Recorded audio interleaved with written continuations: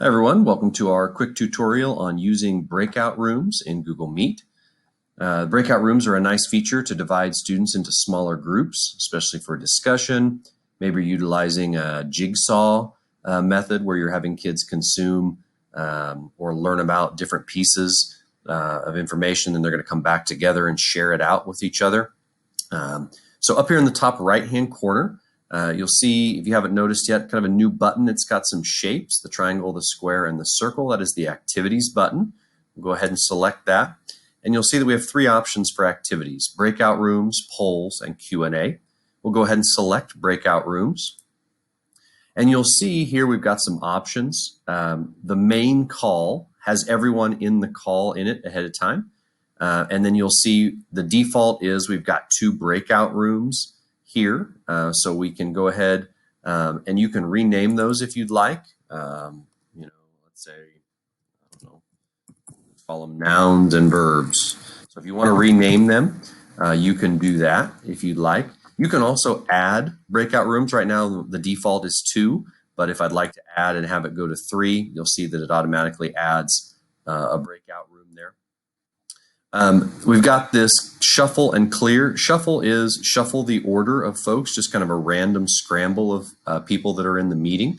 So I can click that and it will randomly shuffle them and it will try to balance them as best as possible. So if right now I've got 6 people in this meeting, and so if I shuffle it, it goes to 3 and 3. If I had 7, it would do 3 and 4.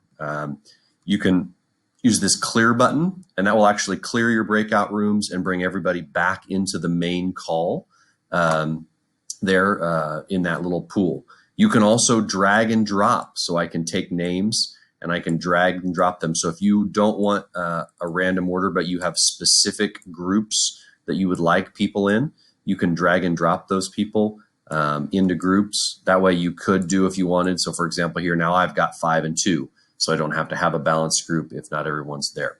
So that's kind of setting up your breakout rooms. One of the ways, or one of the things to be aware of is you can't set up the breakout rooms, or you cannot drag and drop people until the meeting has started. So for example, I can't go in ahead of time and see all the names of the kids in my blue 2 classroom and set all those groups up ahead of time. The Meet doesn't know who is available until they've actually joined the meeting.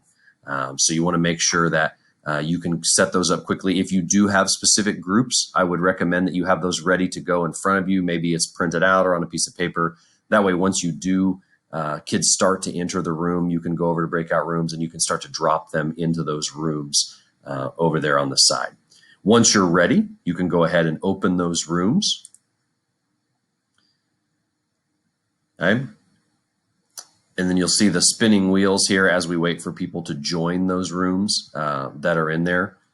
So on our other screens, you'll see, if you're a student, you'll see that they get an invitation to join a breakout room, like the one that I see here on my screen. And I can do that by clicking join, and I'll join that breakout room then, and we'll see that there.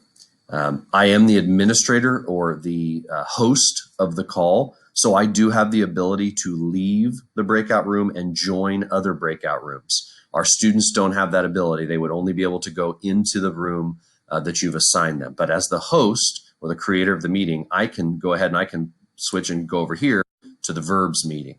And so as the teacher, you can pop in and out of meetings to see what's going on. If you've got small groups having discussions, working on things, I can do that here.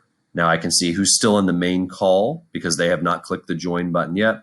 I can then join or leave those meetings to go back there. So that's kind of breakout rooms. When students are done with their breakout room, just like here, when I leave this call, it returns you automatically to the main call. So there's no accidental, like I ended the meeting. When I leave my breakout room, I'll return back to the main call. Again, that's the activities button here in the top right-hand corner.